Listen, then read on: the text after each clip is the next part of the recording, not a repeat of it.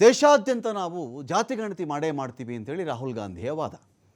ಈ caste census ಮಾಡಬೇಕು ಅಂತ ಒಂದು ಕಡೆ ಇದ್ದಾಗ, at the same time Rahul Gandhi OBC ವಲಯ ಈ ಕಡೆ ಏನಿದೆ ಆ ಕಡೆಗೆ ನಾವು ಫೋಕಸ್ ಮಾಡ್ತಾ ಇದ್ದೀವಿ. ಅಂದರೆ ರಾಹುಲ್ ಎಲ್ಲೇ ನಿಂತ್ಕೊಳ್ಳಿ, ಎಲ್ಲೇ ಮಾತನಾಡಲಿ, OBC ಸಬ್ಜೆಕ್ಟ್ ಇಲ್ಲದೆ ರಾಹುಲ್ ಗಾಂಧಿ ಆ ಭಾಷಣವನ್ನು ಕಂಪ್ಲೀಟ್ ಮಾಡಿರೋ ಉದಾಹರಣೆ ಇತ್ತೀಚಿನ ದಿನಗಳಲ್ಲಿ ಇಲ್ಲ. OBCಗೆ ಅನ್ಯಾಯ ಆಗಿದೆ, OBC ಅವ್ರ ಪ್ರಾಬ್ಲಮ್ ಆಗಿದೆ, ಈ ಕಡೆ ಗಿರಿಜನರಿಗೆ ಒಂದು ಕಡೆ ಪ್ರಾಬ್ಲಮ್ ಆಗ್ತಾ ಇದೆ, ಈ ಆದಿವಾಸಿಗಳಿಗೆ ಪ್ರಾಬ್ಲಮ್ ಆಗ್ತಾ ಇದೆ, SCಗಳಿಗೆ ಸಮಸ್ಯೆ ಇದೆ, STಗಳಿಗೆ ಸಮಸ್ಯೆ ಇದೆ, ಜೊತೆಗೆ ಕ್ಯಾಸ್ಟ್ ಸೆನ್ಸಸ್ ಆಗಬೇಕು. ರಾಹುಲ್ ಗಾಂಧಿಯ ಒಂದು ಸಾಲಿನ ನಿರ್ಣಯ ಅದು. ಇನ್ನೊಂದು ಕಡೆ ಇದಕ್ಕೆ ಕೌಂಟ್ರಾಗಿ ರಾಹುಲ್ ಗಾಂಧಿ ನಂಬುವಂತೆ ಮಾಡಬೇಕಾದ್ರೆ ಏನು ಮಾಡಬೇಕು? ಕಾಂಗ್ರೆಸ್ ಎಲ್ಲೆಲ್ಲಿ ಆಳ್ವಿಕೆಯಲ್ಲಿ ಇದೆಯೋ ಅಂಥ ರಾಜ್ಯಗಳಲ್ಲಿ ರಾಹುಲ್ ಗಾಂಧಿಯ ಮಾತುಗಳಿಗೆ ಇಂಬು ದೊರಕುವಂತೆ ಆ ಒಂದು ವಲಯವನ್ನು ಆ ರಾಜ್ಯಗಳು ನೋಡ್ಕೊಳ್ಬೇಕು. ನಾವು ನಿಮ್ಮ ಜೊತೆಗೆ ಇದ್ದೀವಿ ಅನ್ನೋ ಮೆಸೇಜ್ ಕೊಡಬೇಕು. ಯಾವುದಕ್ಕಿಂತ ಮುಂಚೆ ಇದು ಮುಂದಿನ ಲೋಕಸಭಾ ಚುನಾವಣೆಗಿಂತ ಮುಂಚೆ ಆದರೂ ಇದೇ ನಿಜ, ಮುಂಬರ್ತಕ್ಕಂಥ ಬೇರೆ ಬೇರೆ ರಾಜ್ಯಗಳ ವಿಧಾನಸಭಾ ಚುನಾವಣೆಗಿಂತ ಮುಂಚೆ ಆದರೂ ಕೂಡ ಇದೇ ನಿಜ. ಈ ಒಂದು ಸಮರ ಇದೆಯಲ್ಲ, ಒಂದು ಕಡೆ OBC, SC, ST, ಆದಿವಾಸಿ ಈ ಒಂದು formula, at the same time Narendra ಮೋದಿಯವರು ಎಲ್ಲವನ್ನೂ ಕೂಡ ಒಂದೇ ಬಾರಿ ಪರಿಗಣಿಸಿ ಏನು ಮಾಡಿದ್ದಾರೆ?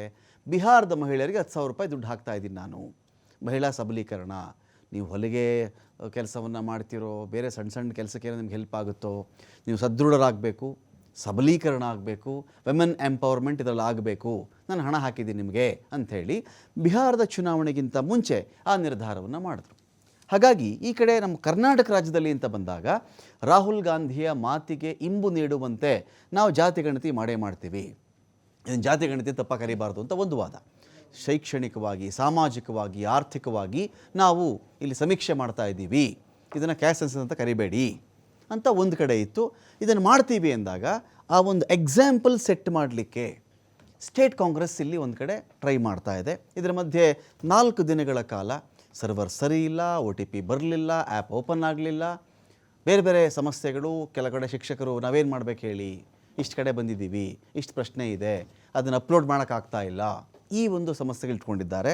ಇವೆಲ್ಲವಕ್ಕೂ ಫುಲ್ ಸ್ಟಾಪ್ ಹಾಕುವ ರೀತಿಯಲ್ಲಿ ಇವತ್ತೇನು ಮಾಡಿದ್ರು, ಸಿದ್ದರಾಮಯ್ಯನವರು, ಈ ಕಡೆ DK ಶಿವಕುಮಾರ್ ಅವರು, ತಂಗಡಗಿಯವರು ಎಲ್ಲರೂ ಇದ್ದರು, ಒಂದು ಪ್ರೆಸ್ ಮೀಟ್ ಮಾಡೇ ಬಿಟ್ರು. ಮಾಡ್ತಾ ಇದ್ದೀವಪ್ಪ, ಬೇಗ ಜಾಸ್ತಿ ಮಾಡ್ತೀವಿ, 7ನೇ ತಾರೀಕು ಒಳಗಡೆ ಆಗುತ್ತೆ, ನೋಡ್ತಾ ಇರಿ. ಈ ಮೆಸೇಜ್ ಒಂದು ಚುನಾವಣೆಗೋಸ್ಕರ ಮಾಡ್ತಿರ್ತಕ್ಕಂಥ ಮೆಸೇಜ್ ಇದು, ಅಥವಾ ಕಾಂಗ್ರೆಸ್ ತನ್ನ ಪುನರುತ್ಥಾನಕ್ಕೆ, ತನ್ನ ಮತ್ತೆ ಬೌನ್ಸ್ ಬ್ಯಾಕ್ ಆಗಲಿಕ್ಕೆ ಹಿಡಿದುಕೊಂಡಿರ್ತಕ್ಕಂಥ ತನ್ನ ಪಾರಂಪರಿಕ ಮತಬುಟ್ಟಿಯ ಓಲೈಕೆಯ ಒಂದು ಅತಿ ದೊಡ್ಡ ಅಸ್ತ್ರವಾಗುತ್ತಾ? ಎಲ್ಲ ವಿಚಾರಕ್ಕೆ ಸಂಬಂಧಪಟ್ಟಂತೆ ಡಿಬೇಟ್ ಸ್ಟಾರ್ಟ್ ಮಾಡ್ತಾ ಇದ್ದೀನಿ. ಇದರಲ್ಲಿ ವೆಂಕಟೇಶ್ ದೊಡ್ಡೇರಿಯವರು ಇದ್ದಾರೆ, BJP ವಕ್ತಾರರು. ಸ್ವಾಗತ ನಿಮಗೆ ವೆಂಕಟೇಶ್ ದೊಡ್ಡೇರಿಯವರೇ ಈ ಒಂದು ಡಿಬೇಟ್ಗೆ. ಕಶ್ಯಪ್ ಅವರಿದ್ದಾರೆ, ಕಾಂಗ್ರೆಸ್ನ ವಕ್ತಾರರು. ಸ್ವಾಗತ ಕಶ್ಯಪ್ ಅವರೇ ನಿಮಗೊಂದು ಡಿಬೇಟ್ಗೆ. ನಾನು ಮೊದಲಿಗೆ ಇಲ್ಲಿ ಕಶ್ಯಪ್ ಅವರೇ, ಒಂದು ಕಡೆ ನರೇಂದ್ರ ಮೋದಿಯವರು ಒಂದು ಇವತ್ತು ಅನೌನ್ಸ್ ಮಾಡಿದ್ದಾರೆ, 10,000 ರೂಪಾಯಿ ಕೊಡ್ತಾ ಇದ್ದೀವಿ ನಾವು ಅಂತ, ಬಿಹಾರದ ಮಹಿಳೆಯರಿಗೆ 10,000 ರೂಪಾಯಿ ಕೊಡ್ತೀವಿ, ಸಬಲೀಕರಣ, ಏನಾದರೂ ಉದ್ಯೋಗ ನೀವು ಮಾಡ್ಕೊಳ್ಳಿ ಅಂಥೇಳಿ. ಬಹುಶಃ ಈ ಕ್ಯಾಸ್ಟ್ ಸೆನ್ಸಸ್ಗೆ ಇದು ಕೌಂಟ್ರಾ, ಅಥವಾ ನರೇಂದ್ರ ಮೋದಿಯವರ ಈ 10,000 ರೂಪಾಯಿ ಘೋಷಣೆಗೆ ಕ್ಯಾಸ್ಟ್ ಸೆನ್ಸಸ್ ಒಂದು ಕೌಂಟ್ರಾ ಅಂತ? ನೋಡಿ ರಮಾಕಾಂತ್ ಅವರೇ, ನರೇಂದ್ರ ಮೋದಿಯವರು ಇವತ್ತು ಬಿಹಾರಲ್ಲಿ ಪ್ರತಿ ಹೆಣ್ಮಕ್ಳಿಗೂ ಕಾಂಗ್ರೆಸ್ ಸರ್ಕಾರ ಏನು ವಾಗ್ದಾನ ನೀಡಿದ್ವಿ ನಾವು ಕರ್ನಾಟಕದಲ್ಲಿ ಈಡೇರಿಸಿದ್ದೀವಿ, ಅದನ್ನು ಕಾಪಿ ಮಾಡಿಕೊಂಡು ಬಿಹಾರಲ್ಲಿ ಚುನಾವಣೆಗೋಸ್ಕರ ಮಾಡಿದ್ದಾರೆ. ಸ್ವಾಗತಾರ್ಹ. ಅದು ನನಗೆ ಆಶ್ಚರ್ಯ ಆಗಬಹುದು, ಇಲ್ಲ ನಮಗೆ ಇದು ಎಲೆಕ್ಷನ್ ಮುಗಿದ ಮೇಲೆ ಈ ಕಾರ್ಯಕ್ರಮ ಹೆಂಗೆ ಮಹಾರಾಷ್ಟ್ರದಲ್ಲಿ ನಿಂತೋಯ್ತು ಅದೇ ಥರ ನಿಂತೋಗ್ಬೋದು ಅನ್ನೋ ನಮಗೆ ತವಕ ಇದೆ. ಬಟ್ ಕೊಟ್ಟಿರೋ ವಾಗ್ದಾನ ನಿತ್ಯ ನಿರಂತರವಾಗಿ ಅವರು ಈಡೇರಿಸಿ ಬರೀ ಚುನಾವಣೆ ಗಿಮಿಕ್ಗೋಸ್ಕರ 10,000 ಹಾಕ್ಬಿಟ್ಟೆ ಅಂತ ಚುನಾವಣೆ ಭಾಷಣದಲ್ಲಿ ಮಾತ್ರ ನಿಲ್ಲಿಸಬಾರ್ದು ಅಂತ ನಮ್ಮದು ಒಂದು ಹೇಳಕ್ಕೆ ಇಷ್ಟಪಡ್ತೀನಿ. 7,500 ಕೋಟಿ ರೂಪಾಯಿ ಬೇಕು ಕಶ್ಯಪ್ ಅವರೇ, 7,500 ಕೋಟಿ ರೂಪಾಯಿಗಳು ಬೇಕು.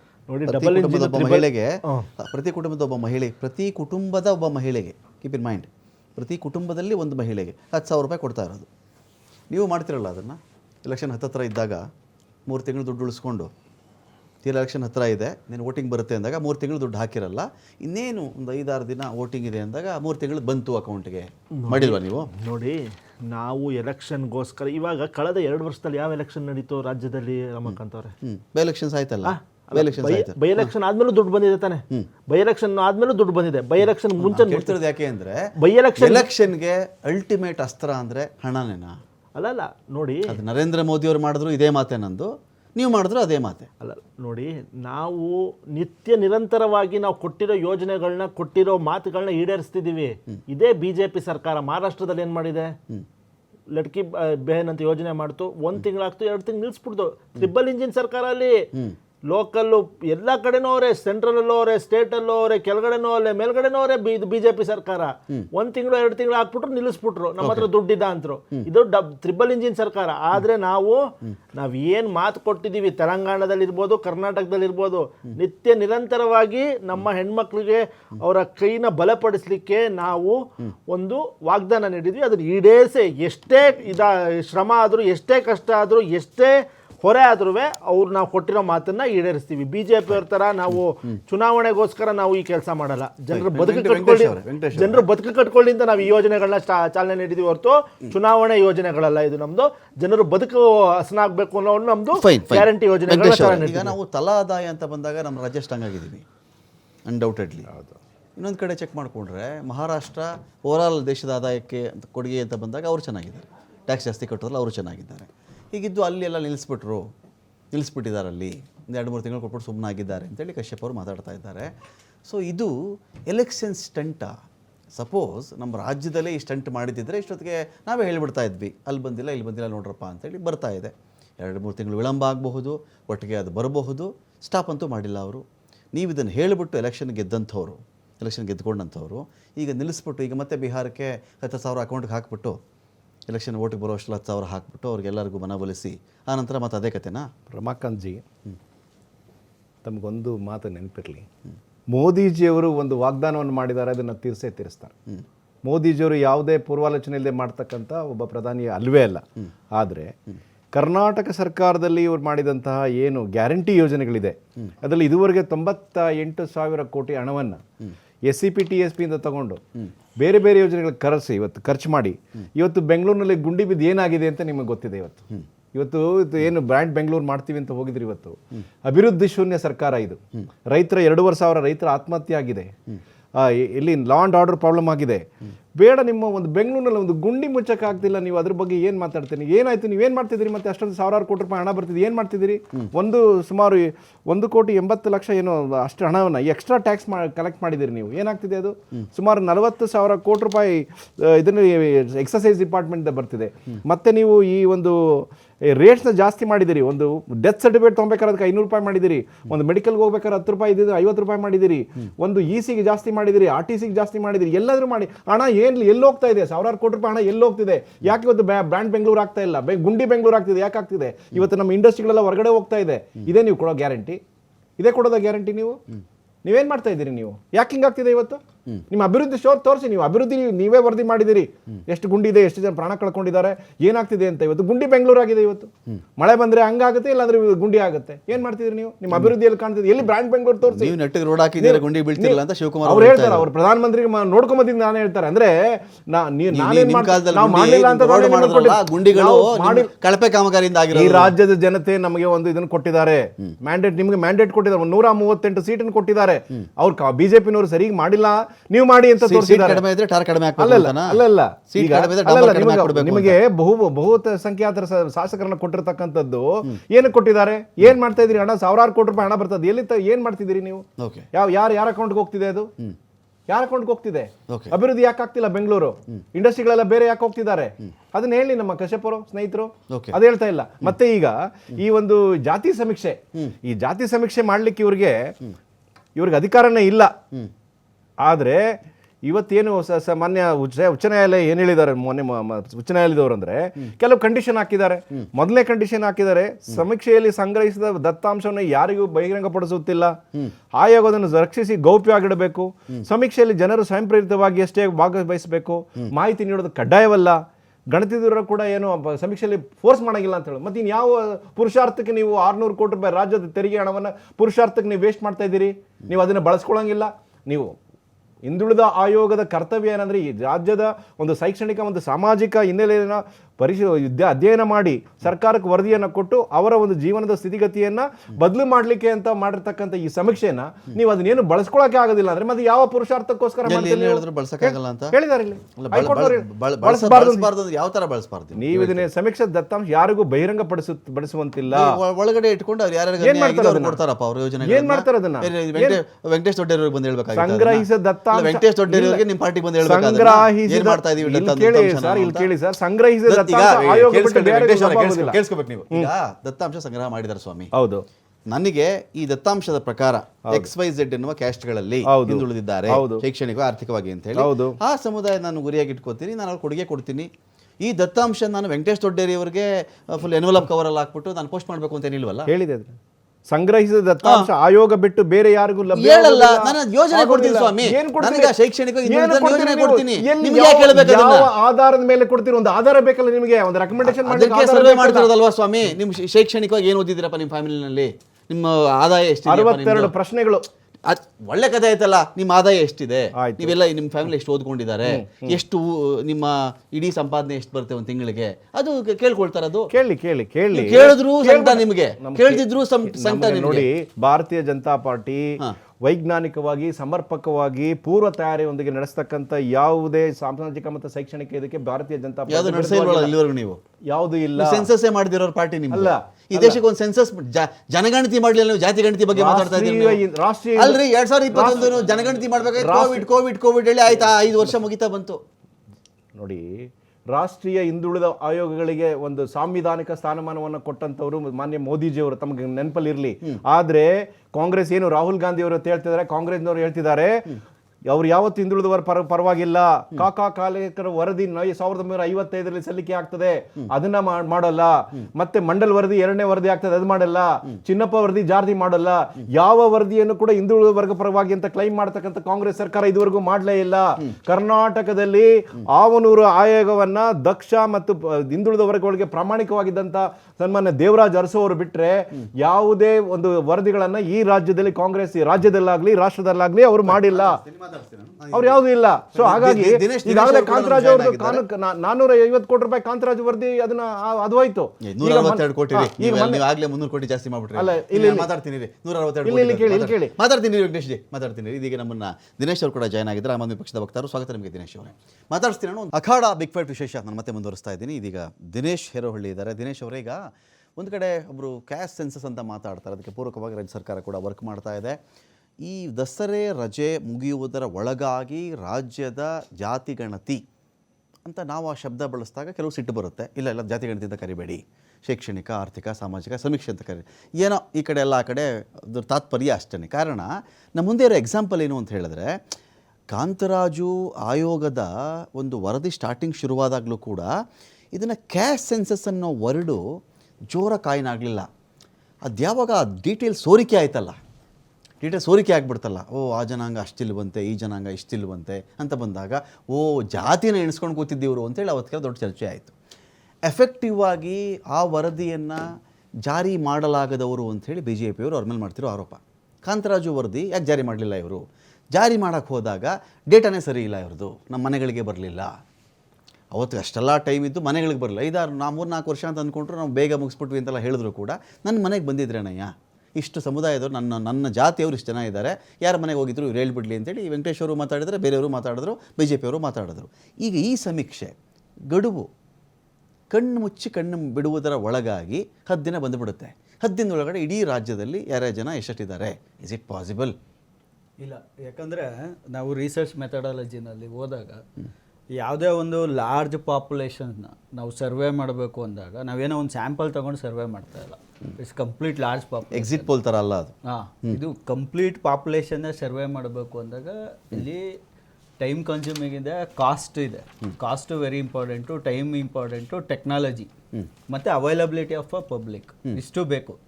ಮತ್ತು ಇದನ್ನು ಕೇವಲ 16 ದಿವಸಗಳಲ್ಲಿ ಮಾಡೋದಕ್ಕೆ ಅಸಾಧ್ಯ. 4 ದಿನ ಕಳೆದೋಯ್ತು ಆಲ್ರೆಡಿ. ಮತ್ತು ಇದರಲ್ಲಿ ಈಗ ಆಲ್ರೆಡಿ ಸಾಕಷ್ಟು ಸಮಸ್ಯೆಗಳಿದೆ. ಯಾಕಂದರೆ ಈಗೇನು ನಿಯೋಜಿಸಿರೋ ಸರ್ಕಾರಿ ನೌಕರಿ ಮಾಡ್ತೀವಿ ನೋಡ್ರಿ, ನಿಮ್ಗೆ ಯಾಕ್ರಿ ಇಂದ್ರಿ ಇವತ್ತು ಪ್ರೆಸ್ ಮೀಟಲ್ಲಿ ಮಾಡ್ತೀವಿ, ಆಗುತ್ತೆ ನೋಡಿ. ಅಂದರೆ ಇದು 100% ಸಕ್ಸಸ್ ಆಗಲ್ಲ. ಇವ್ರು ಮಾಡಿದ್ರು ಕೂಡ ಅದು ಕೇವಲ ಒಂದು 50-60% ನಿಮ್ಮ ಆಸೆ ಹೇಳ್ಕೊತಾ ಇದ್ದೀರಾ, ಅಚೀವ್ ಆಗೋ ಥರ ಪ್ರತಿಪಕ್ಷಗಳು ಆಗುತ್ತೆ. ನಿಮ್ಮ ಆಸೆ ಹೇಳ್ಕೊತಾ ಇದ್ದೀರಾ, ಸಕ್ಸಸ್ ಆಗಲ್ಲ. ನಿಮ್ಮ ಇಲ್ಲ, ಆಸೆ ಇಲ್ಲ, ಅಲ್ಲ ಅದು. ಆಸೆ ಇಲ್ಲ ನಮಗೆ. ನಿಮ್ ಬಯಕೆ. ಇಲ್ಲ ಇದು ನಮ್ಮ success ಬಯಕೆ ಆಗ್ಬಾರ್ದು ಇಲ್ಲ ಅಂತ. ಸರ್. ನಾವು ಹೇಳ್ತಾ ಇರೋದು ಇವತ್ತು ರಾಜ್ಯದಲ್ಲಿ ಸರ್ವೆ ಆಗಬೇಕು, ಓಕೆ, ಆರ್ಥಿಕ ಶೈಕ್ಷಣಿಕ ಸರ್ವೆ ಆಗಬೇಕು. ಆಗೋದ್ರಿಂದ ಸಾಕಷ್ಟು ಬೆನಿಫಿಟ್ ಇದೆ. ನಮ್ಮ ಪಾಪ್ಯುಲೇಷನ್ ಎಷ್ಟಿದೆ, ಅವರ ಆರ್ಥಿಕ ಸ್ಥಿತಿಗತಿಗಳು ಏನಿದೆ ಎಲ್ಲ ಗೊತ್ತಾಗುತ್ತೆ ರಾಜ್ಯ ಸರ್ಕಾರಕ್ಕೆ. ಬಟ್ ದುಡುಕು ನಿರ್ಧಾರವನ್ನು ಸಿದ್ದರಾಮಯ್ಯನವರು ಸ್ವಲ್ಪ ಕೈ ಬಿಡಬೇಕಾಗತ್ತೆ ಮತ್ತು ಎಕ್ಸ್ಟೆಂಡ್ ಮಾಡಬೇಕಾಗತ್ತೆ. ಮತ್ತು ಈ ಸಂದರ್ಭ ಏನಿದೆ ಅಂದರೆ ರಜಾ ಸಂದರ್ಭ. ಇವತ್ತು ನಾವು ಒಂದು 10 ಜನನ ಸುಮ್ಮನೆ ಒಂದು ಸಣ್ಣ ಫಂಕ್ಷನ್ ಮಾಡ್ತೀವಿ, ನಮ್ಮ ಮನೇಲಿ ಬನ್ನಿ ಅಂದರೆ 4 ಜನ ಇಲ್ಲ. ಯಾಕಂದರೆ ಎಲ್ಲ ನಾವು ಟೂರ್ಗೆ ಹೋಗ್ತಾ ಇದ್ದೀವಿ, ಅಲ್ಲಿ ಹೋಗ್ತಾ ಇದ್ದೀವಿ, ಇಲ್ಲಿ ಹೋಗ್ತಾ ಇದ್ದೀವಿ ಅಂತ ಎಲ್ಲರೂ ಸಬೂಬ್ಗಳು ಕೊಡ್ತಾ ಇದ್ದಾರೆ. ಯಾಕಂದರೆ ಈಗ ಹಾಲಿಡೇ ಸ್ಟಾರ್ಟ್ ಆಗಿದೆ ಮಕ್ಳುಗಳಿಗೆ, ಮತ್ತು ಎಲ್ಲ ಟೂರಿಸಮ್ ಮೂಡಲ್ಲಿದ್ದಾರೆ. ಯಾರು ಇವತ್ತು ಮನೇಲಿ ಕೂತ್ಕೊಂಡು ಇವ್ರು ಬರ್ತಾರೆ, ಸರ್ವೆ ಕೇಳ್ತಾರೆ, ನಾವು ಆನ್ಸರ್ ಮಾಡ್ತೀವಿ. ಎಲೆಕ್ಷನ್ ದಿವಸನೇ ಟೂರ್ ಮಾಡೋ ಜನ ರಜಾ ಕೊಟ್ಟಾಗ ನೀವು ಟೂರ್ ಮಾಡಲ್ಲ ಅಂತ ಹೆಂಗೆ ಹೇಳ್ತೀರಾ? ಮತ್ತು ಈಗ ಸರ್ಕಾರ ಏನು ಮಾಡಬೇಕು, ಇದನ್ನು ಅಟ್ಲೀಸ್ಟ್ ಒಂದು ಅಕ್ಬರ್ ಬೀರ್ಬಲ್ ಕತೆ ಹೇಳ ನಾನು. ಅಲ್ಲ, ನೀವು ಅಕ್ಬರ್ ಬೀರ್ಬಲ್ ಕತೆ ಹೇಳ. ಅಕ್ಬರ್ ಬೀರ್ಬರ್ ಕತೆ ಎಲ್ಲ ಕುಂಟ್ರು ಕುರುಡ್ರು ಕಷ್ಟಪಡೋರೆಲ್ಲ ಒಂದ್ ಕಡೆ ಇದ್ರಂತೆ, ಜೊತೆಲಿ ಸ್ವಲ್ಪ ಸೋಂಬೇರಿಗಳು ಸೇರ್ಕೊಂಡ್ಬಿಟ್ಟಿದ್ರಂತೆ. ಇವ್ರಿಗೆಲ್ಲ ಊಟ ಹಾಕ್ರಪ್ಪ ಅಂತ ಹೇಳಿದ್ರಂತೆ. ಆಮೇಲೆ ಇದ್ದಕ್ಕಿದ್ದಂಗೆ ಎಲ್ಲರೂ ಇಂಥವ್ರೆ ಜಾಸ್ತಿ ಆಗ್ಬಿಟ್ರು ಸೋಮಾರಿಗಳು ಅಂತ ಬಂದಾಗ ಬೇರೆ ಒಂದು ಊರಲ್ಲಿ ದೊಡ್ಡ ಮನೆ ಕಟ್ಸಿದಾರಂತೆ, ಇಲ್ಲಿಗಿಂತ ತುಂಬ ಅರಮನೆ ಥರ ಇದೆಯಂತೆ ಅಂದ ತಕ್ಷಣ ಕೈ ಕಾಲು ಚೆನ್ನಾಗಿದ್ರಲ್ಲ ಓಡ್ಬಿಟ್ರಂತ ಅಲ್ಲಿಗೆ. ಈಗ ಇಲ್ಲಿ ಸರ್ವೆ ಮಾಡ್ತಿರೋದು ಯಾರೋ ಬಡಬಗ್ಗರಿಗೆ ಹೆಲ್ಪ್ ಆಗಲಿ, ಹಿಂದುಳಿದವ್ರಿಗೆ ಹೆಲ್ಪ್ ಆಗಲಿ, ಟೂರ್ ಮಾಡ್ಕೊಂಡು ಟೂರಿಸಮ್ ಅಲ್ಲಿ ಬ್ಯುಸಿ ಆಗಿರೋರ್ಗಲ್ಲ. ದಿನೇಶ್ ಜಿ, ಇವತ್ತು ನಾನು ಟೂರ್ ಮಾಡ್ಕೊಂಡು ಇರ್ಲಿ ಬಿಡಿ, ಅವರು ಬಡವ ಅವ್ನು ದಿನಗೂಲಿ ಮಾಡ್ಕೊಂಡು ಟೂರ್ ಹೋಗ್ತಾನೆ. ಈಗ ಮಾಡೋ ಅವಶ್ಯಕತೆ ಏನಿದೆ? ಈಗ ಇಷ್ಟೊಂದು ಕೋಟ್ಯಾಂತರ ಸರಿ, ನೀವು ಇನ್ನೊಂದು ಡೇಟ್ ಹೇಳಿ. ಒಂದು ದಿನಾಂಕ ನೀವು ಫಿಕ್ಸ್ ಮಾಡಿ, ನೀವು ಒಂದು ದಿನಾಂಕ ಫಿಕ್ಸ್ ಮಾಡಿ. ಟೈಮ್ ಕೊಡಬೇಕು ಸರ್. 3 months ಆದ್ರೂ ಒಂದು 90 days ಕೊಟ್ರೆ ಏನಾಗುತ್ತೆ? ಅದು ಸರಿಯಾಗಿ ಸರ್ವೆ ಮಾಡಬೇಕಾಗತ್ತೆ. ಈಗ ನೀವು ಒಂದು ಪೋಲಿಯೋ ವ್ಯಾಕ್ಸಿನ್ ಹಾಕ್ಬೇಕು ಅಂದ್ರೂ ಏನು ಇಮಿಡಿಯೇಟ್ ಆಗಿ ಎಲ್ಲ ಮಾಡಲ್ಲ, ಅದಕ್ಕೂ ಕಂಪ್ಲೀಟ್ ಪ್ಲಾನ್ ಮಾಡುತ್ತೆ WHO. ಎಲ್ಲೆಲ್ಲಿ ಯಾವತ್ತು ಎಷ್ಟು ಜನ ಅಕ್ಯುಮೇಟ್ ಮಾಡಬೇಕು. ಈ ಪೋಲಿಯೋ ವ್ಯಾಕ್ಸಿನ್ ನೀವು ತಗೊಳ್ಳಿ, ಮನೆ ಮನೆಗೂ ನಂಬರ್ ರಾಜಕೀಯ ಮಾಡ್ತಿದ್ದಾರೆ. ರಾಜಕೀಯ ಅಲ್ಲ, ಆತುರದ ನಿರ್ಧಾರಗಳು. ಆತುರದ ನಿರ್ಧಾರಗಳನ್ನ ಕೈ ಬಿಡಬೇಕು ನಾನು ಹೇಳ್ತಾ ಇರೋದು. ಗಣತಿ ಬೇರೆ, ಸರ್ವೆ ಬೇರೆ, ಸಮೀಕ್ಷೆ ಬೇರೆ, ಗಣತಿ ಬೇರೆ. ಸಮೀಕ್ಷೆ ರ್ಯಾಂಡಮು, ಸ್ಯಾಂಪಲ್ ಸೈಜ್. ಅದು 1000 ಜನ ಇದೆ, 1000 ಜನದಲ್ಲಿ ಒಂದು 35 ಜನ ಮಾತಾಡಿಸ್ಬಿಟ್ಟು ಈ 1000 ಜನನೂ ಕೂಡ ಈ ಬಾರಿ ಕಾಂಗ್ರೆಸ್ಗೆ ವೋಟ್ ಮಾಡ್ತಾರಂತೆ, BJPಗೆ ವೋಟ್ ಮಾಡ್ತಾರಂತೆ. ಸ್ಯಾಂಪಲ್ ಸೈಜ್ ಸರ್ವೆ ಆಗಿಬಿಡುತ್ತೆ. ಅದು ಗಣತಿ ಅಂದರೆ ಮನೆ ಮನೆಗೆ ಹೋಗಬೇಕು, ತಲೆನ ನೀವು ಕೌಂಟ್ ಮಾಡ್ಕೊಂಡು ಬರಬೇಕು. ಲಭ್ಯತೆ ಅಲಭ್ಯತೆ 60 ಕ್ವಶನ್ನು, ಆ ವ್ಯಕ್ತಿಗಿರ್ಬೋದಾದ ಪೇಷನ್ಸು, ಅವನ ಜಾತಿ, ಅವನ ಮೂಲ, ಅದರಲ್ಲಿ ಯಾರಾದರೂ ಅವನು ಇಷ್ಟ ಇದ್ದರೆ ಹೇಳ್ಬೋದಂತೆ, ಇಷ್ಟ ಇದ್ದರೆ ಹೇಳಲ್ಲ ಅವನು. ಇದ್ರ ಆ್ಯಕ್ಯುರಸಿ ಬಗ್ಗೆ ಕ್ವಶನ್ ರೈಸ್ ಆಯ್ತಲ್ಲ, ನಿಮ್ಮ ಉತ್ತರ ಏನಿದಕ್ಕೆ ಅಂತ ನೋಡಿ. ನಿಖರತೆಯ ಬಗ್ಗೆ ಪ್ರಶ್ನೆ ಇದ್ದಾಗ ನೋಡಿ, ಯಾವುದೇ ಒಂದು ಪ್ರಾಜೆಕ್ಟು ಈ ಥರ ಇಲ್ಲ ಒಂದು ಸ್ಟಾರ್ಟ್ ಮಾಡಿದಾಗ ಒಂದು ಟೀಚಿಂಗ್ ಪ್ರಾಬ್ಲಮ್ ಇದ್ದೇ ಇರುತ್ತೆ. ಯಾವುದೇ ಸರ್ಕಾರ ಮಾಡಲಿ, ಒಂದು ಖಾಸಗಿ ಸಂಸ್ಥೆ ಮಾಡಲಿ, ಇಲ್ಲ ಒಂದು ನಿಮ್ಮ ಏನೋ ಎಲ್ಲೋ ಮಾಡಿದಾಗ ಒಂದು ಟೀಚಿಂಗ್ ಪ್ರಾಬ್ಲಮ್ ಅಂತಾರೆ, ಇನಿಷಿಯಲ್ ಪ್ರಾಬ್ಲಮ್ಸ್ ಇರುತ್ತೆ. ಓಕೆ, ಪ್ರತಿ ಜಿಲ್ಲಾ ಉಸ್ತುವಾರಿ IAS ಆಫೀಸರ್ಗಳನ್ನ ನೇಮಿಸಿದ್ದಾರೆ ಇವತ್ತು. ಪ್ರತಿ ಜಿಲ್ಲೆಗೂ ಒಬ್ಬರು IAS ಆಫೀಸರ್ಗಳನ್ನ ನೇಮಿಸ್ತಿದ್ದಾರೆ. ಪ್ರತಿದಿನ 20 ನಿಮಿಷ ಆ IAS ಆಫೀಸರು ಕೆಳಗಡೆ ಇರುವ ಕೆಳಗಡೆ ಮನೆಗೆ ಹೋಗ್ತಿರುವ ಮೇಲ್ಚಾರಕರನ್ನು ಅವ್ರು ಮಾತಾಡಿಸ್ತಾರೆ. ನೀವು ಎಷ್ಟು ಮಾಡಿದ್ದೀರಾ, ನಿಮ್ಮ ಟಾರ್ಗೆಟ್ ಏನು, ಮುಗ್ದಿದೆಯಾ. ಆ ಮಟ್ಟದ ಮೈಕ್ರೋ ಮಾನಿಟರಿಂಗು ಮಾಡಬೇಕು ಅಂತ CM ಅವರು ಹೇಳಿದ್ದಾರೆ. ಮೈಕ್ರೋ ಮಾನಿಟರಿಂಗ್ ಮಾಡಬೇಕು. ಪ್ರತಿ ದಿವಸ ನೀವು ಆಶಯ ನೋಡಿ, ಆಶಯ ಅಲ್ಲ, ಅವ್ರಿಗೆ ಇನ್ಸೆಂಟಿವ್ ಕೊಡ್ತಾ ಇದೀವಿ. ಎಲ್ಲರಿಗೂ ಕೊಡಕ್ಕಾಗಲ್ಲ ಅಂತ ಹೇಳ್ತಾ ಇದ್ರು.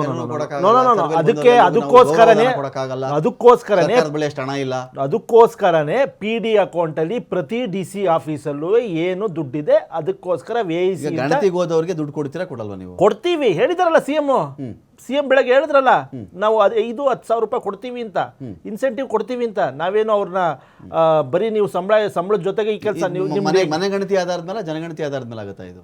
ನೋಡಿ, ಮನೆಗೆ ಹೋಗಿದ್ದೆ ಸ್ಟಿಕರ್ ಅಂಟಿಸ್ಬಿಟ್ಟೆ. ಇವತ್ತು ನನಗೂ ಒಂದು ಬೆಳಗ್ಗೆ ನೋಡಿ, ಇವತ್ತು ಮಂಡ್ಯ ಜಿಲ್ಲೆಯಲ್ಲಿ ಮತ್ತೆ ಕೋಲಾರ ಭಾಗದಲ್ಲಿ, ಚಿಕ್ಕಮಗಳೂರಲ್ಲಿ ನನ್ನ ಬೆಳಗ್ಗೆಯಿಂದ ಕರೆ ಬಂತು. ಸರ್ ನಮ್ಮನೆಗೂ ಬಂದಿದ್ರು, ನಮ್ಮನ್ನು ಕೇಳಿದ್ರು ಕ್ವಶನ್, 60 ಕ್ವಶನ್ ಕೇಳಿದ್ರು.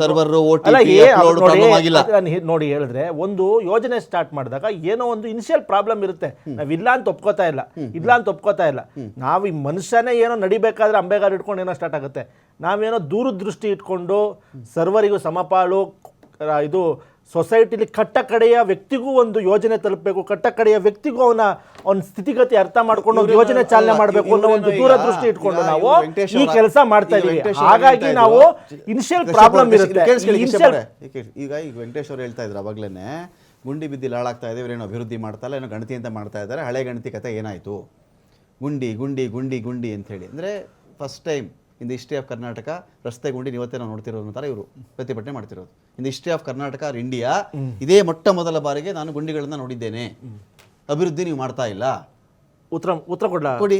ನೋಡಿ, ಇವತ್ತು ನಿನ್ನೆ ಇವರು ನಮ್ಮ ವಿರೋಧ ಪಕ್ಷದ ನಾಯಕರು ಅಶೋಕ್ ಅವರು ಮತ್ತೆ ಇವರು ಗುಂಡಿ ಎಲ್ಲ ಮುಚ್ಚಿದ್ರಲ್ಲ, ಒಂದು ನಿಮಿಷ ಹೇಳ್ಬಿಡ್ತಾರೆ. ವಿರೋಧ ಪಕ್ಷದ ನಾಯಕರು ಗುಂಡಿ ಮುಚ್ತಾ ಇದ್ರು ಎಲ್ಲಿ? ಪದ್ಮನಾಭ ನಗರದಲ್ಲಿ. ಅವರ ಕ್ಷೇತ್ರಕ್ಕೂ ಸರ್ಕಾರ ದುಡ್ಡು ಕೊಟ್ಟಿದೆ 25-50 ಕೋಟಿ. ಏನ್ ಮಾಡ್ತಿದ್ರು ಇಷ್ಟು ದಿವಸ? ಏನ್ ಮಾಡ್ತಿದ್ರು ಇಷ್ಟು ದಿವಸ ನಮ್ಮ ವಿರೋಧ ಪಕ್ಷದ ನಾಯಕರು? ಗುಂಡಿ ಮುಚ್ಚಕ್ ಬರೀ ರಸ್ತೆ ನಿಂತ್ಕೊಂಡು ಕೋಮುಗಲಭೆ ದ್ವೇಷ ಭಾಷಣ ಕೊಡಕ್ ನಿಂತಿದ್ರ? ಅವ್ರ ಕೆಲ ಇದು ಇಂಜಿನಿಯರ್ಗೆ ಹೇಳ್ಬಿಟ್ಟು ಅವ್ರಿಗೂ ಒಂದು ಅಧಿಕಾರ ಇದೆ, ಅವರು ಒಬ್ರು ಒಂದು ಸರ್ಕಾರದ ಒಂದು ಭಾಗ, ಅವ್ರಿಗೂ ಒಂದು ಕ್ಯಾಬಿನೆಟ್ ರ್ಯಾಂಕ್ ಇದೆ, ಅವ್ರಿಗೂ ಒಂದು ಹಕ್ಕಿದೆ, MLA ಆಗಿದ್ದಾರೆ, ಒಂದು ವಿರೋಧ ಪಕ್ಷದ ನಾಯಕರಾಗಿದ್ದಾರೆ, ಅವ್ರಿಗೂ ಸರ್ಕಾರ ದುಡ್ಡು ಕೊಡುತ್ತೆ, ಅವ್ರ ಕ್ಷೇತ್ರಕ್ಕೂ ದುಡ್ಡು ಕೊಟ್ಟಿದೆ. ಫೋಟೋ ಮುಂದೆ ನಿಂತ್ಕೊಂಡು ನಾನು ಗುಂಡಿ ಮುಚ್ತೀನಿ ಅಲ್ಲ, ನಿಮಗೂ ಜವಾಬ್ದಾರಿ ಇದೆ, ನಿಮಗೂ ಸರ್ಕಾರ ದುಡ್ಡು ಕೊಟ್ಟಿದೆ, ಆ ದುಡ್ಡನ್ನ ಕ್ಲೀನಾಗಿ ವ್ಯಯಿಸಿ. 7,000 ಕೋಟಿ ಮಹದೇವಪುರ ಕೊಟ್ಟಿದೆ ಕಳೆದ ಸರ್ಕಾರದಲ್ಲಿ. ಏನ್ ಮಾಡ್ತಿತ್ತು ಇಷ್ಟು ದಿವಸ ನಮ್ಮ ಬಿಜೆಪಿ ಕೆಲವು ಕಂಪನಿಗಳೆಲ್ಲ ಹೇಳಿ ಬಿಟ್ಟೋಗ್ಬಿಡ್ತೀವಿ, ನಾವು ಬೆಂಗಳೂರು ಬಿಟ್ಟೋಗ್ಬಿಡ್ತೀವಿ ಅಂತಿದ್ರು. ನೋಡಿ, ಬೆಂಗಳೂರಿಂದ ಕೇಳ್ತಾ ಇದ್ದೀನಿ ನಿಮಗೆ, ಬೆಂಗಳೂರಿಂದ ಯಾವ ಕಂಪ್ನಿನೂ ಬಿಟ್ಟು ಹೋಗೋದಿಲ್ಲ. ಯಾಕಂದ್ರೆ ಬೆಂಗಳೂರಿನಲ್ಲಿರುವ ವಾತಾವರಣ, ಬೆಂಗಳೂರಲ್ಲಿರುವ ಟೆಕ್ನಾಲಜಿ, ಬೆಂಗಳೂರಿನಲ್ಲಿರುವ ಹ್ಯೂಮನ್ ರಿಸೋರ್ಸ್ ಬೇರೆ ದೇಶದಲ್ಲಿ ಸಿಗಲ್ಲ. ಈಗ ಸರ್ಕಾರ ಅವರು ಬ್ಲಾಕ್ ಮೇಲ್ ಮಾಡ್ತಿದ್ರೆ ನಿಮ್ಗೆ ಹೋಗಕ್ಕಾಗಲ್ಲ, ನೀವು ಬ್ಲಾಕ್ ಮೇಲ್ ಮಾಡ್ತಿದ್ರೆ ನಾವು ಯಾರು ಬ್ಲಾಕ್ ಮೇಲ್ ಮಾಡ್ಕಲ್ಲ. ಬೆಂಗಳೂರಿನ ವಾತಾವರಣ ಇಡೀ ದೇಶದಲ್ಲಿ ಎಲ್ಲೂ ಸಿಗಲ್ಲ.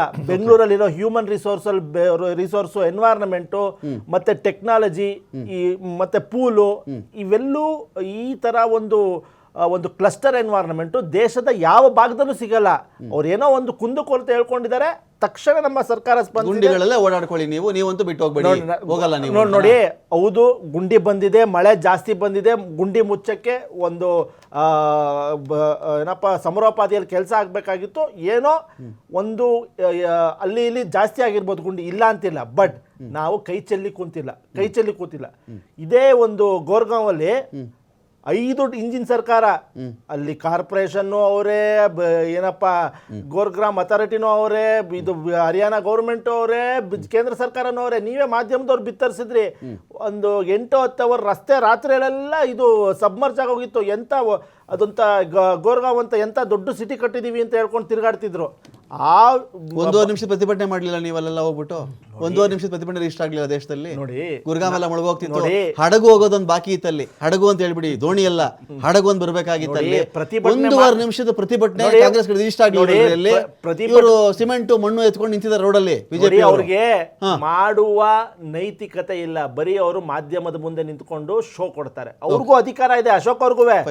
ವೆಂಕಟೇಶ್ ಅವರ ಪ್ರತಿಭಟನಾ ನಿಸ್ಸೀಮರು ನೀವು ಅಂತ ಪ್ರೊಟೆಸ್ಟ್ ಮಾಡೋದು ರೆಕಾರ್ಡ್ ಸ್ಟ್ರೈಟ್.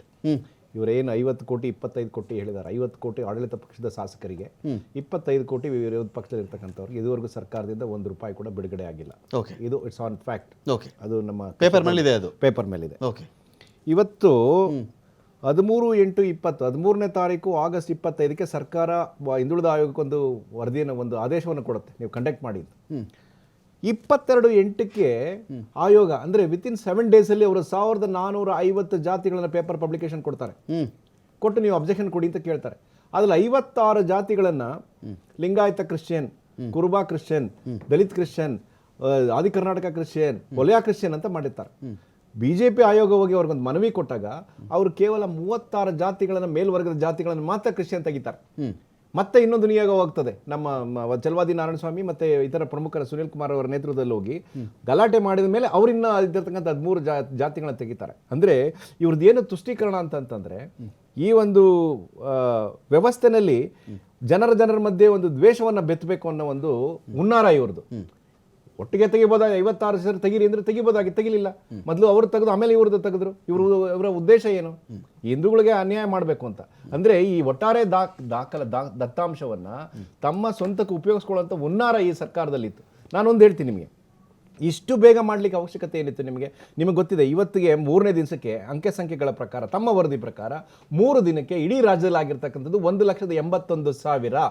ನಿಮಗೆ ಗೊತ್ತಿರಲಿ, ನ್ಯಾಯಮೂರ್ತಿ ನಾಗಮೋಹನ್ ದಾಸ್ ರವರ ಆಯೋಗ ಸುಮಾರು 60 ದಿನ ತಗೊಂಡು 1,05,00,000 ಮಾಡಲಿಕ್ಕೆ ಸಂಪೂರ್ಣವಾಗಿ ಆಗ್ಲಿಲ್ಲ ಅವ್ರ ಕೈಲಿ. ಅಂಥದ್ದನ್ನ ನೀವು 7 ಕೋಟಿ ಜನಸಂಖ್ಯೆ ಇರತಕ್ಕಂಥ ಕರ್ನಾಟಕ ರಾಜ್ಯವನ್ನ 15 ದಿವಸದಲ್ಲಿ ಮಾಡ್ತೀವಿ ಅಂತ ಹೊರಟಿದ್ದೆಲ್ಲ ಯಾವ ವೈಜ್ಞಾನಿಕ ಆಧಾರದ ಮೇಲೆ ಹೊರಟಿದ್ದೀರಿ ನೀವು? ಯಾವ ಇದನ್ನ ಮಾಡಿದಿರಿ? ನೀವು ಮಾಡಲ್ಲ, ಮಾಡೋರು ನೋಡು ಸಹಿಸಲ್ಲ ನೀವು ಅಂತ ನೀವು ಮಾಡಿದ್ರಾ? ದಯವಿಟ್ಟು ಕ್ಷಮಿಸಿ. ಕಾಂತರಾಜು ಆಗ ಮಾಡಿತ್ತು, ನಿಮ್ಮ ಸರ್ಕಾರ ಮೇಲೆ ಬಂದಿದ್ದು ಏನ್ ಕಂಪ್ಲೀಟ್ ಮಾಡಿದ್ರಿ ನೀವು? ಬಿಟ್ರಿ ಅಲ್ಲಿಗೆ.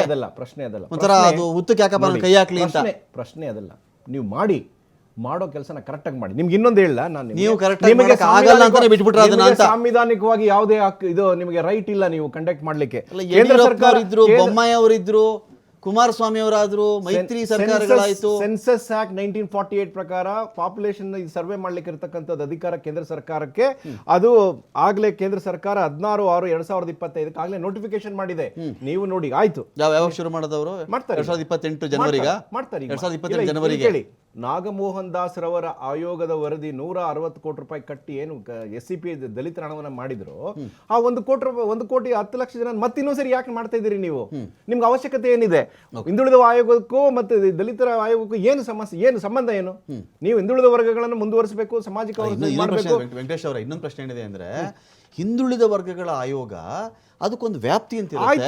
ಅಲ್ಲಿ ಸೆನ್ಸಸ್ ಮಾಡೋದು ಬಿಟ್ಬಿಟ್ಟು ಎಲ್ಲಾರನ್ನೂ ಮಾಡ್ತೀವಿ ಅಂತ ಹೇಳಿದ್ರೆ ಅದೆಂಗೆ ಅಂತ ಕೂಡ ಒಂದು ಕ್ವಶನ್ ಬಂತು ಇಲ್ಲಿ. ಹೌದು, ಈಗ 150 ಹಿಂದುಳಿದ ವರ್ಗಗಳ ಆಯೋಗದ ಮಿತಿ ಎಷ್ಟು, ವ್ಯಾಪ್ತಿ ಎಷ್ಟು, ಎಷ್ಟು ಕ್ಯಾಸ್ಟ್ಗಳು ಬರ್ತಾವ ಅದಕ್ಕೆ?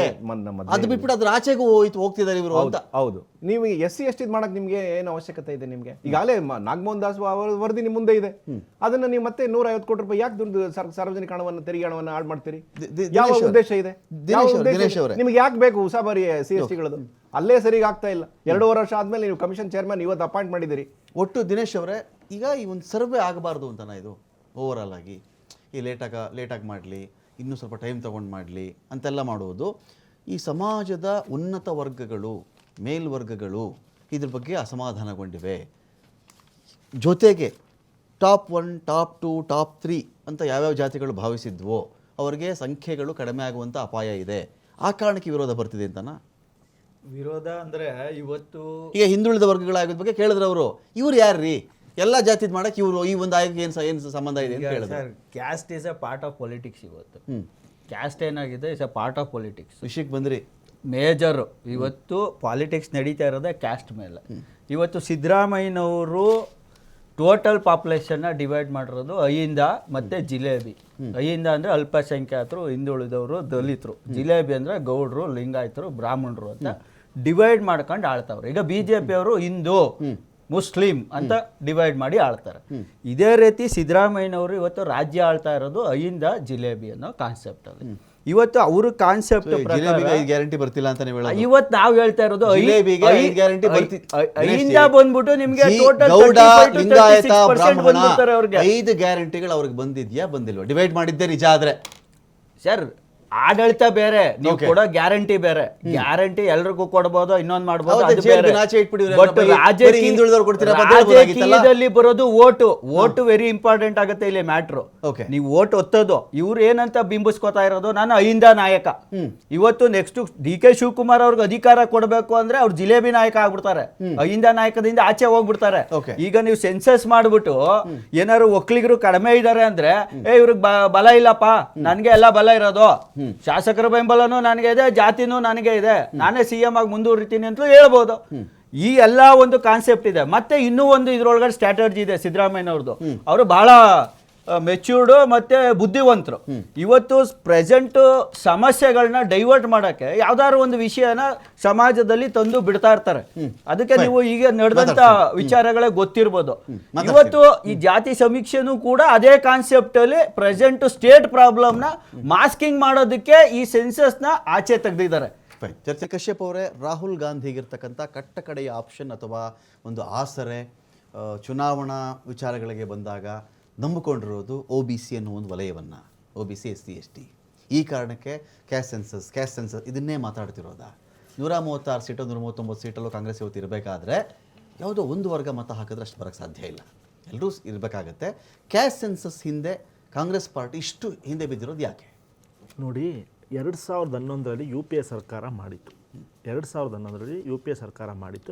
ನಮ್ಗೆ ಸೆನ್ಸಸ್ ಮಾಡಿದ್ದು ಕ್ಯಾಸ್ಟ್ ಸೆನ್ಸಸ್ ಅಲ್ಲ. ಅಧಿಕಾರ ನಾವು ಕಳ್ಕೊಂಡ್ವಿ. ಮನಮೋಹನ್ ಸಿಂಗ್ ನರೇಂದ್ರ ಮೋದಿ ಸರ್ಕಾರ ಅದನ್ನು ಅಕ್ಸೆಪ್ಟ್ ಮಾಡಿ ಮುಂದುವರಿಸಲಿಲ್ಲ. ರಾಹುಲ್ ಗಾಂಧಿ ಅವರು 2019 ಮ್ಯಾನಿಫೆಸ್ಟೋಲು ಹೇಳಿದ್ರು, 2024 ಮ್ಯಾನಿಫೆಸ್ಟೋಲು ಹೇಳಿದ್ರು, ನಾವು ಅಧಿಕಾರಕ್ಕೆ ಬಂದ್ವಿ, ಸಾಮಾಜಿಕ ಶೈಕ್ಷಣಿಕ ಸರ್ವೆಯನ್ನು ನಾವು ಮಾಡಿ ದೇಶದ ಕಟ್ಟಕಡೆಯ ವ್ಯಕ್ತಿಗೂ ಒಂದು ಸ್ಕೀಮ್ನ ತಲುಪಿಸ್ತೀವಿ, ಅವನ ಸ್ಥಿತಿಗತಿ ಅರ್ಥ ಮಾಡಿಕೊಂಡು ಅಂತ ಹೇಳಿದ್ವಿ. ನಾವು ಅನೌನ್ಸ್ ಮಾಡಿದ್ಮೇಲೆ ರಾಹುಲ್ ಗಾಂಧಿಯವರು ಪ್ರತಿ ರಾಜ್ಯದಕ್ಕೆ ಚುನಾವಣೆ ಪ್ರಚಾರಕ್ಕೆ ಹೋಗಬೇಕಾದ್ರೂ ಇದನ್ನು ನರೇಂದ್ರ ಮೋದಿ ಸರ್ಕಾರ ಅವ್ರು ಮಾಡ್ತಾರೆ, ನಾವು ಅಧಿಕಾರಕ್ಕೆ ಬಂದಮೇಲೆ ಮಾಡ್ತೀವಿ ಅಂತಂದರು. ನರೇಂದ್ರ ಮೋದಿ ಸರ್ಕಾರ ಕಳೆದ 3 ತಿಂಗಳಿಂದ ನಾವು ಸಾಮಾಜಿಕ ಶೈಕ್ಷಣಿಕ ಸರ್ವೆ ಮಾಡ್ತೀವಿ ಅಂತ ಹೇಳಿದ್ರು. ಅದು ಇಲ್ಲಿವರೆಗೂ ಚಾಲನೆ ಸಿಕ್ಕಿಲ್ಲ. ಆದರೆ ನಮಗೆ ಬದ್ಧತೆ ಇದೆ. ದೇಶದ ಹಾಗೂ ರಾಜ್ಯದ ಕಟ್ಟಕಡೆಯ ವ್ಯಕ್ತಿಯ ಸ್ಥಿತಿಗತಿ ಅರ್ಥ ಮಾಡಿಕೊಂಡು, ಅವನು OBC ಆಗಿರಲಿ, ದಲಿತ ಆಗಿರಲಿ, ಹಿಂದೂ ಆಗಿರಲಿ, ಮುಸ್ಲಿಂ ಆಗಿರಲಿ, ಕ್ರೈಸ್ತ ಆಗಿರಲಿ, ಜೈನ ಆಗಿರಲಿ, ಯಾವುದೇ ಜನಾಂಗದ ವ್ಯಕ್ತಿ ಆಗಿರಲಿ, ಅವನ ಸ್ಥಿತಿಗತಿ ಅರ್ಥ ಮಾಡಿಕೊಂಡು ಅವನಿಗೋಸ್ಕರ ಒಂದು ಯೋಜನೆಯನ್ನು ರೂಪಿಸಿ ಅವನ ಮನೆಗೂ ತಲುಪಿಸೋ ಜವಾಬ್ದಾರಿ ನಮಗಿದೆ. ಹಾಗಾಗಿ ಶೈಕ್ಷಣಿಕ ಹಾಗೂ ಒಂದು ಸಾಮಾಜಿಕ ಒಂದು ಸರ್ವೆ ಮಾಡ್ತೀವಿ. ಅದಕ್ಕೆ ನಾವು ಮುಂದಿನ ದಿನಗಳಲ್ಲಿ ನಮ್ಮ ರಾಜ್ಯಕ್ಕೆ ಕಾಂಗ್ರೆಸ್ ಸರ್ಕಾರ ಎಲ್ಲೆಲ್ಲಿ ಬರುತ್ತೋ ಈ ಯೋಜನೆಯನ್ನು ನಾವು ಮಾಡಿ ನಾವು ವಾಗ್ದಾನ ಏನು ಕೊಟ್ಟಿದ್ದೀವಿ ಈಡೇರಿಸ್ತೀವಿ. ಇದು ಚುನಾವಣೆಗೋಸ್ಕರ, ಇದು ನಾವು ಓಟ್ಗೋಸ್ಕರ ಅನ್ನೋದು ಮಾತು ವಾಪಸ್ ತಗೋಬೇಕು. ಯಾಕಂದ್ರೆ ನಾವು ಅವರ ಸ್ಥಿತಿಗತಿ ಅರ್ಥ ಮಾಡ್ಕೋಬೇಕು, ಅವ್ರಿಗೊಂದು ಯೋಜನೆ. ಕಶ್ಯಪ್ ನಿಮಗೆ ಪ್ರಶ್ನೆ ಕೇಳ್ತಾ ಇದ್ದೀನಿ. APL ಕಾರ್ಡ್, BPL ಕಾರ್ಡ್ ಇದೆ. ರಾಜ್ಯ ಕೊಡ್ತಿರೋ ಲೆಕ್ಕದ ಪ್ರಕಾರನೇ ಹೋದರೆ 4.5 ಕೋಟಿ ಜನ BPL ಅಂತ. ರಾಜ್ಯ ನೀವು ಕೊಡ್ತಿರೋ ಲೆಕ್ಕ BPL ಅಂತ. ಕ್ಯಾಸ್ಟ್ ಸರ್ಟಿಫಿಕೇಟ್ ನೀವೇ ಇಶ್ಯೂ ಮಾಡೋದು, ಜಾತಿ ಪ್ರಮಾಣ ಪತ್ರ ನೀವೇ ಕೊಡಬೇಕಲ್ಲ. ಯಾವುದಕ್ಕೂ ಬೇಕು ಅಂದರೆ ಆದಾಯ ಪ್ರಮಾಣ ಪತ್ರ ಅದು ನೀವೇ ಇಶ್ಯೂ ಮಾಡೋದು. ಶಾಲೆಗಳಲ್ಲಿ ದಾಖಲಾತಿ ಡ್ರಾಪ್ಔಟು ಅದು ನಿಮ್ಮ ಹತ್ರನೇ ಲೆಕ್ಕ ಇರುತ್ತೆ.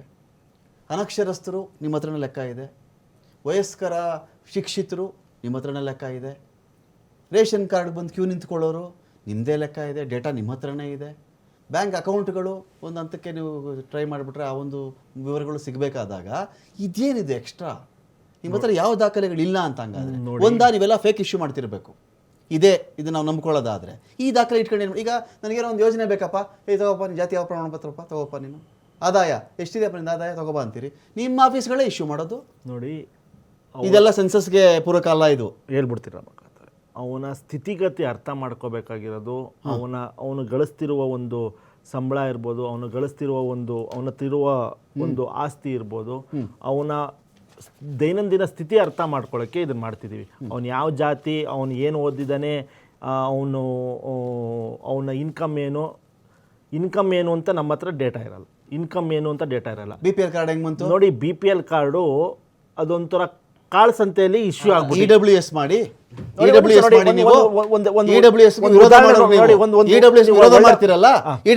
ನೀವು ಜಾತಿ ಕಾಲಂ ಯಾಕ್ರಿ ಬಿಟ್ಟಿದ್ದೀರಾ ನೀವು? ಹಂಗಾದ್ರಲ್ಲಿ ನಾವು ಸ್ಥಿತಿಗತಿ ಅಧ್ಯಯನ ಮಾಡ್ಬೇಕು ಅಂದ್ರೆ ಜಾತಿ, ಅವ್ನ ನಾಮ ಹಾಕೋತಾನ, ಪಟ್ಟೆ ಹೇಳ್ಕೊಳ್ತಾನ, ಕುಂಕುಮ ಇಟ್ಕೋತಾನ, ವಿಭೂತಿ ಹಚ್ಕೋತಾನ, ಇದಾಗಬೇಕು ನಿಮಗೆ. ನೋಡಿ, ಒಳ್ಳೆ ಒಂದು ಪಾಯಿಂಟ್ ಹೇಳಿದ್ರಿ ರಮಾಕಾಂತ್ ಅವರೇ. ನಮ್ಮ ಕಾಂಗ್ರೆಸ್ ಸರ್ಕಾರ ಬ್ರಾಹ್ಮಣರ ಅಭಿವೃದ್ಧಿ ನಿಗಮ ಒಂದು ಚಾಲನೆ ನೀಡಿತು. ಆ ಜನಾಂಗದಲ್ಲೂ ಯಾರು ಅವರ ದೈನಂದಿನ ಸ್ಥಿತಿಗೆ ಒಂದು ಸಮಾಜದಲ್ಲಿ ಅವರು ಚೆನ್ನಾಗಿರಲಿ ಅಂತ ಒಂದು ಯೋಜನೆ ಚಾಲನೆ ನೀಡಿತು. ಏನು ಇಟ್ಕೊಂಡು ಅಂದರೆ EWS ಸರ್ಟಿಫಿಕೇಟ್ ಇಟ್ಕೊಂಡು ನಮ್ಮ ಸರ್ಕಾರ 8 ಲಕ್ಷ ರೂಪಾಯಿ ಆದಾಯ ಇಟ್ಕೊಂಡು ಇವರು ಅದಕ್ಕೆ ಮಾಡಿದ್ದಕ್ಕೆ ನೀವೇ ಕಿರ್ಚಾಡಿದ್ರಿ. ನೋಡಿ, ಇದು 8 ಲಕ್ಷ ಆದಾಯ ಇರೋನು ಬ್ರಾಹ್ಮಣ ಇದು ಬಡವ ಅಂತ ಕನ್ಸಿಡರ್ ಮಾಡಿದ್ದಾರೆ. ಯಾವ ಆಧಾರದಲ್ಲಿ ಕೊಟ್ರಿ ಇವರು? ಸಂವಿಧಾನದಲ್ಲಿ ಅವಕಾಶ ಇಲ್ಲಿದೆ ಅಂತ ಕಿರ್ಚಾಡಿದ್ರಿ. ನೀವೇನೆ ಮಾಡಿದ್ರೆ ಮಾಡಿರೋ ನೀವು ಅದನ್ನ ಹೇಳ್ಬೇಕು ನನಗೀಗ.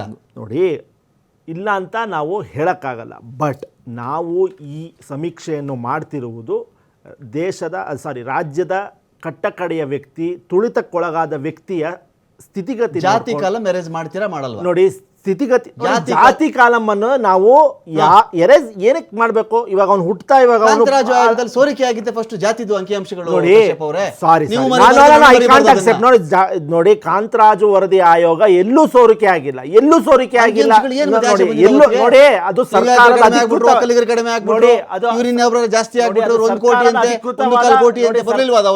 ನೋಡಿ, ಸರ್ಕಾರದ ಅಧಿಕೃತವಾದ ನಂಬರ್ ಅಲ್ಲ. ಸರ್ಕಾರ ಅದನ್ನ ಬಿಟ್ಟಿಲ್ಲ. ಅಧಿಕೃತ ಬಿಡಿ. ಮತ್ತೆ ನೀವು ಅದೇ ಕೆಲಸನ ನೋಡಿ. 5 ವರ್ಷಕ್ಕೆ ಒಂದೊಂದ್ಸಲ ಬಂದಾಗೆಲ್ಲ ಜಾತಿ ಮಾಡ್ತೀನಿ ಮಾಡ್ಕೊಂಡೇ ಹೋಗೋದೇ ಕೆಲಸ. ಕಾಂತರಾಜ್ ವರದಿ ಆಯೋಗ ಮಾಡಿದಾಗ 2015 ಒಬ್ಬ ತುಳಿತಕ್ಕೊಳಗಾದ ಒಂದು ಅಲಮಾರಿ ಕುಟುಂಬದ ವ್ಯಕ್ತಿ ಆದಾಯ 10,000 ಇತ್ತು 2015. ಇವತ್ತು ಅವಂದು 10,000ನೇ ಇರುತ್ತಾ? 10,000ನೇ ಇರುತ್ತಾ ಒಂದು ಆದಾಯ? 2010 ವರ್ಷದಲ್ಲಿ ಚೇಂಜ್ ಆಗಿರಲ್ಲ, 25,000 ಸಂಬಳ ಇರಲ್ವಾ ರಮಾಕಾಂತ್ ಅವರೇ? ಡಾಲರ್ 90 ರೂಪಾಯಿ ಅಂತ ಹೇಳಿ. ಅಲ್ಲಲ್ಲ, ಡಾಲರ್ 90 ರೂಪಾಯಿ ಅಂತ ಹೇಳಿ. ಅಲ್ಲ 25,000 ಆಗಿರಲ್ವಾ? ಮರ್ತು ಬಿಡ್ತೀರಿ ನೀವು, ಎಕನಾಮಿಕ್ಸ್ ಅಲ್ಲಿ ಇನ್ಫ್ಲೇಷನ್. ಅಲ್ಲ 25,000 ಆಗಿರಲ್ವಾ? ಅದೇ ಡಾಲರ್ 90 ರೂಪಾಯಿ ಆಯ್ತು. ಅದನ್ನೆಲ್ಲ ಕೇಳ್ಬಾರ್ದ? ಚಿನ್ನ 10,000 ಆಯ್ತು. ಚಿನ್ನ ಅದನ್ನೆಲ್ಲ ಕೇಳ್ಬಾರ್ದ? ಚಿನ್ನ 10,000 ಆಯ್ತು ಸ್ವಾಮಿ. ಹಾಗಾಗಿ ಅವರ ಸ್ಥಿತಿಗತಿ ಅರ್ಥ ಮಾಡ್ಕೋಬೇಕು.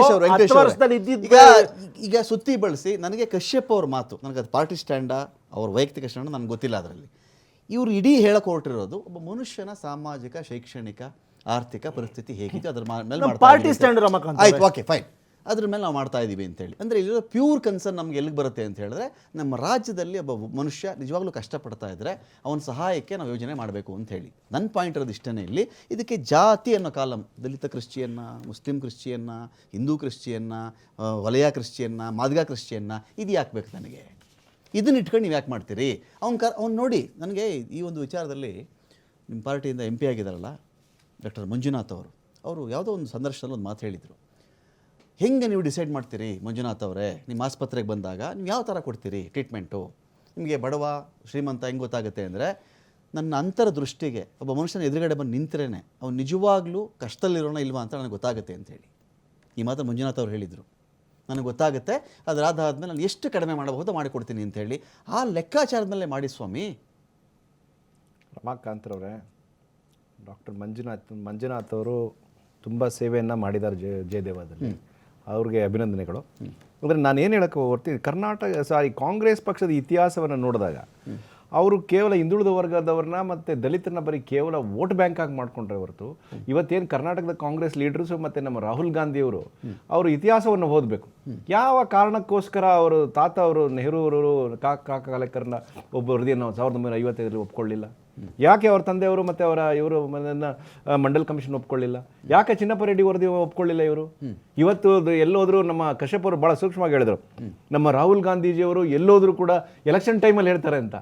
ಈ ಎಲೆಕ್ಷನ್ ಟೈಮಲ್ಲಿ ಹೇಳೋದಕ್ಕೆ ಸಂದರ್ಭದಲ್ಲಿ ಅವರು ಇತಿಹಾಸವನ್ನು ಓದ್ಕೋಬೇಕು. ಇದು ಯಾವುದು ಅವ್ರ ಪರವಾಗಿಲ್ಲ, 65 ವರ್ಷ ಆಳಿದ ಅವರೇ. ಯಾಕೆ 3 ವರದಿಗಳನ್ನ ಅವ್ರು ಜಾರಿ ಮಾಡಲಿಲ್ಲ? ಯಾಕೆ ಮಾಡಲಿಲ್ಲ? ಮತ್ತೆ ನಮ್ಮ ಕಾಂಗ್ರೆಸ್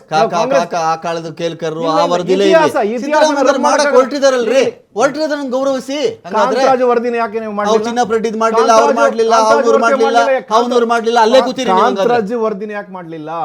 ಕಾಂತರಾಜು ವರದಿ ನೀವು ಹಿಂದುಳಿದ ಅದ್ವಿತೀಯ ನಾಯಕರು ಯಾರು XYZ ಅನ್ನೋ ವ್ಯಕ್ತಿ ಹೆಸರು ಒಂದು ವರದಿ ರೆಡಿ ಮಾಡಿಸಿ ಆ ವ್ಯಕ್ತಿನ ಬಿಟ್ಬಿಟ್ಟು ಮಾಡಿಸ್ಬೇಕಾಗಿತ್ತು. ಯಡಿಯೂರಪ್ಪನವ್ರು ಇದ್ರು, ಬೊಮ್ಮಾಯಿ ಅವರು ಇದ್ರು. ನಿಮ್ಮ ಕಾಲದಲ್ಲಿ ನಿಮ್ಗೆ ಆಸಕ್ತಿನೇ ಇಲ್ಲ, ಪ್ರಯತ್ನ ಪಡಿ, ನಿಮ್ಗೆ ಆಸಕ್ತಿನೇ ಇಲ್ವಲ್ಲ ನಿಮಗೆ? ಮಾಡ್ತಾರೆ 160 ಕೋಟಿ ಅಲ್ಲಿ ಆಗಲೇ ಅನ್ಯಾಯ ಆಗಿದೆ. ಇಲ್ಲಿನ ಸದಾಶಿವ ಆಯೋಗದಲ್ಲಿ ಇದು ನಮ್ಮ ನಾಗಮೋಹನ್ ದಾಸನ್ 160 ಕೋಟಿ ಹೋಗಿದೆ. ಈಗ ತಿರ್ಗಾ 480 ಕೋಟಿ ಮಾಡ್ತಾ ಇದ್ದೀರಿ. 480 ಕೋಟಿ ರೆನ್ಯೂಮರೇಷನ್ ಕೊಡುವಂಥದ್ದು ಎಕ್ಸ್ಟ್ರಾ ಎಕ್ಸ್ಪೆಂಡಿಚರ್ ಆದರೆ 200 ಕೋಟಿ ರೂಪಾಯಿ ಬರುತ್ತೆ. ಒಂದು 680 ಕೋಟಿ ರೂಪಾಯಿ ನೀವು ಮಾಡಿ ಕರ್ನಾಟಕ ಉಚ್ಚ ನ್ಯಾಯಾಲಯದ ಆದೇಶದ ಪ್ರಕಾರ ಹೋದ್ರೆ ಆ ದತ್ತಾಂಶವನ್ನು ಏನಕ್ಕೂ ಯಾರಿಗೂ 4,09,000 ಕೋಟಿ ಬಜೆಟ್ ಅಲ್ಲಿ 450 ಕೋಟಿ ಏನು ಮಾಡಂಗಿಲ್ಲ. 1% ಮಾಡ್ತೀರಿ. ಕಶ್ಯಪ್ ಅವರೇ, ಆಯ್ತು ನೀವು ಮಾಡ್ತೀರಿ. ನೀವು 4,09,000 ಕೋಟಿ ಸ್ವಾಮಿ ಬಜೆಟ್. ನೀವು 450 ಕೋಟಿ ಅದ್ರಲ್ಲಿ ಹಾಕಿದ್ರೆ ರಾಜ್ಯದ ಅಭಿವೃದ್ಧಿಗೆ ಅದು ತೊಡಕಾಗ್ಬಿಡ್ತೀವಿ ನಿಮಗೆ. ಪ್ರಶ್ನೆ ಅದಲ್ಲ. ಪ್ರಶ್ನೆ ಯಾವ ಒಂದು ತರಾತುರಿ ಇಟ್ಕೊಂಡು ಮಾಡಿದ್ರಿ? 10 ದಿವಸದಲ್ಲಿ 15 ದಿವಸದಲ್ಲಿ ಮಾಡ್ತೀವಿ ಅಂತ ಹೇಳಿದ್ರಿ. 2 ವರ್ಷ 15 ದಿವಸದಲ್ಲಿ 2 ವರ್ಷ ಆಯ್ತು ಗವರ್ನಮೆಂಟ್ ಬಂದು. ತರಾತುರಿ ಏನು ಬಂತು ನಿಮಗೆ ಗೊತ್ತಿರಲಿ. ಹೂವಿನಡಗಲಿ ಟ್ರೈ ಮಾಡಿದ್ರು, ಕಾಂತರಾಜು ಅವ್ರದ್ದು, ಜಯಪ್ರಕಾಶ್ ಟ್ರೈ ಮಾಡಿದ್ರು, ಆಗ್ಲಿಲ್ಲ. ಹೊಸ ವರದಿ ಇವಾಗ ಹೂವಿನಡಗಲಿ ತಾಲೂಕಿನಲ್ಲಿ ಅಲ್ಲಿ ಜಿಯೋ ಟ್ಯಾಗ್ ಹಾಕಿದ್ರೆ ಅದು ದಕ್ಷಿಣ ಆಫ್ರಿಕಾಕ್ಕೆ ಹೋಗುತ್ತೆ ಅಂತ ವರದಿಗಳು ಹೇಳುತ್ತೆ. ದಕ್ಷಿಣ ಆಫ್ರಿಕಾಕ್ಕೆ ಹೋಗ್ತದೆ, ಇನ್ನೊಂದು ಗುಜರಾತ್ಗೆ ಹೋಗ್ತಾ ಇದೆ. ಅಂತ ಒಂದು ಪ್ರಿಪೇರ್ಡ್ನೆಸ್ ಇಲ್ದಲೆ, ಪೂರ್ವ ಸಿದ್ಧತೆ ಇಲ್ದಲೆ ನೀವು ಯಾವ ಪುರುಷಾರ್ಥಕ್ಕಾಗಿ ಈ ಸಾರ್ವಜನಿಕರ ತೆರಿಗೆ ಹಣವನ್ನು ವೇಸ್ಟ್ ಮಾಡ್ತಾ ಇದ್ದೀರಿ? ನೀವು ಮಾಡಬೇಡಿ ಅಂತ ಹೇಳಿಲ್ಲ, ನೀವು ದಯವಿಟ್ಟು ಮಾಡಿ. ಈ ಸಮಾಜದಲ್ಲಿ ಇರ್ತಕ್ಕಂಥ ಎಲ್ಲ ಜಾತಿಗಳಿಗೂ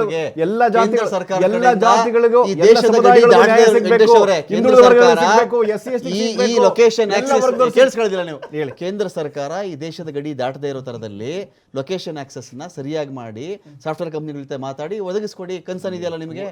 ಆಫ್ರಿಕಾಗೂ ಹೋಗಲ್ಲ, ಉಗಾಂಡಾಗೂ ಹೋಗಲ್ಲ. ಅದು ಈ ಸಾಮಾಜಿಕ ಶೈಕ್ಷಣಿಕ ಒಂದು ವ್ಯವಸ್ಥೆಯನ್ನ ಜವಾಬ್ದಾರಿ ತಗೊಂಡಿರ್ತಕ್ಕಂಥದ್ದು ಹಿಂದುಳಿದ ವರ್ಗದ ಆಯೋಗ ಅದು ತಗೊಂಡಿದೆ. ಅದು ಸರಿಯಾದ ಪೂರ್ವ ಸಿದ್ಧತೆ ಮಾಡ್ಕೊಳ್ಬೇಕು ಅಂತ ನಾನು ಹೇಳಿ. ಈಗ ದಿನೇಶ್ ಅವರೇ, ಈಗ ಸರ್ವೆ ಅನ್ನೋ ಒಂದು ವಿಷಯದಲ್ಲಿ ಬಂದಾಗ ರಾಜಕೀಯ ಪಕ್ಷಗಳು ಆತಂಕಾತೀತವಾಗೇನಿಲ್ಲ, ಆತಂಕದಿಂದ ದೂರ ಏನಿಲ್ಲ. ಒಬ್ಬರು ಸರ್ವೆ ಮಾಡಿದ್ರೆ ಇನ್ನೊಬ್ರಿಗೇನೋ ಆತಂಕ, ಅದರಲ್ಲೇನೋ ಸ್ಕೋರ್ ಮಾಡಿಬಿಡ್ತಾರೇನೋ, ನಮಗೆ ಹಿನ್ನಡೆ ಆಗುತ್ತೆ ಅನ್ನೋ ಒಂದು ತಕರಾರು ಇದ್ದೇ ಇದೆ.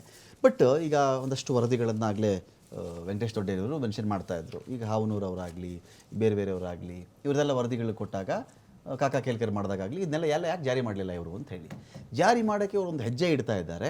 ಇಲ್ಲಿ ನಾನು ಜಾರಿ ಮಾಡ್ತೀನಿ ಎನ್ನುವುದಷ್ಟೇ ಮೈಲೇಜ್ ತಿಂಗ ಇಲ್ಲಿ, ಅದಷ್ಟೇ ಅವ್ರಿಗೆ ಇಂಟ್ರೆಸ್ಟಿಂದ ಹೋಗ್ತಿದ್ರಪ್ಪ, ಇವ್ರು ಯಾಕೋ ಮಾಡೋಕ್ಕೆ ಬಿಡಲಿಲ್ಲ, ಅಷ್ಟೇ ಸಾಕ ಒಂದು ಪೊಲಿಟಿಕಲ್ ಪಾರ್ಟಿಗೆ. Be it Kantharaju, be it Jayaprakash Hegde, be it next XYZ ಹಿಂದುಳಿದ ವರ್ಗದ ಆಯೋಗ, ಆ ಒಂದು ಸ್ಕೋರ್ ಸಾಕು. ಇವ್ರಿಗೆ ಇಂಟ್ರೆಸ್ಟ್ ಇತ್ತು. ಈ ಸರ್ಕಾರ ಪಾಪ ಏನೋ ಮಾಡೋಕೆ ಹೊರಟಿದ್ರು, BJP ಬಿಡಲಿಲ್ಲ.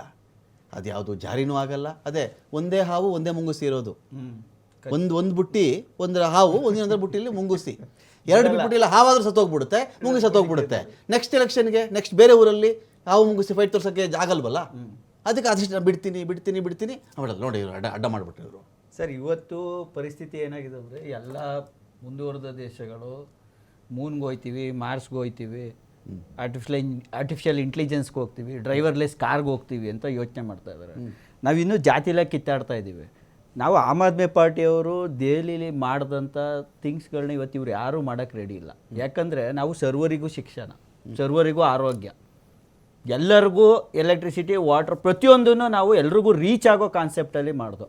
ಇವತ್ತು ದೇಶದಲ್ಲಿ ಬೇಕಾಗಿರೋದೇ ಅದೇ, health, education, employment, corruption free governance and basic facility.